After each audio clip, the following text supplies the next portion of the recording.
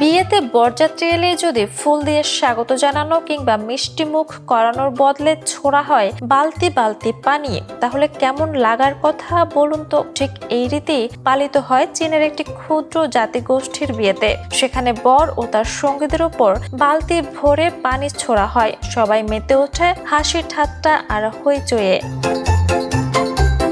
সামাজিক যোগাযোগ মাধ্যমে ছড়িয়ে পড়া একটি ভিডিওতে দেখা গেছে এমন একটি চিত্র যা দেখে বিস্মিত নেটিজেনরা। বিয়েতে বর ও তাদের সঙ্গীরা পৌঁছানোর পর কনের পরিবার ও স্থানীয়রা তাদের উপর পানি ছুড়ে দিচ্ছেন। পানি ছোড়াছুড়িতে কাদামাখা পরিবেশ তৈরি হলেও উৎসবের আনন্দে কিন্তু একটুও কমতি নেই। চীনের ওই জাতিগোষ্ঠীর বিশ্বাস অনুযায়ী এই পানি ছোড়ার রীতি প্রতীকীভাবে বর ও তার সঙ্গীদের শুদ্ধ করে, অশুভ শক্তি দূর করে এবং নবদম্পতির জীবনে সৌভাগ্য ও সুখের বার্তা নিয়ে আসে। তাই বরপক্ষের সদস্যদের এই পানি ছোড়াছুড়ি রাগ না করে হাসি মুখে সহ্য করাই রীতির অংশ।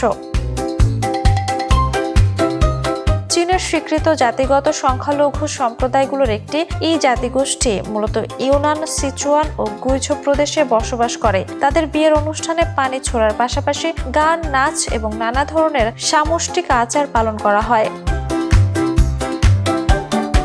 প্রজন্মের পর প্রজন্ম ধরে চলে আসা বিয়ের রীতিগুলো শুধু বিনোদনের জন্য নয়, পরিবার ও সমাজের বন্ধন আরো শক্ত করারও প্রতীক। আধুনিকতার ভিড়েও এখনো এমন অভিনব ঐতিহ্য ধরে রেখেছে এই জাতিগোষ্ঠী।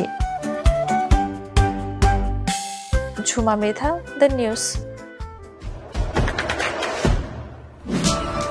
দেশে দেশে সবার সাথে, দ্য নিউজ।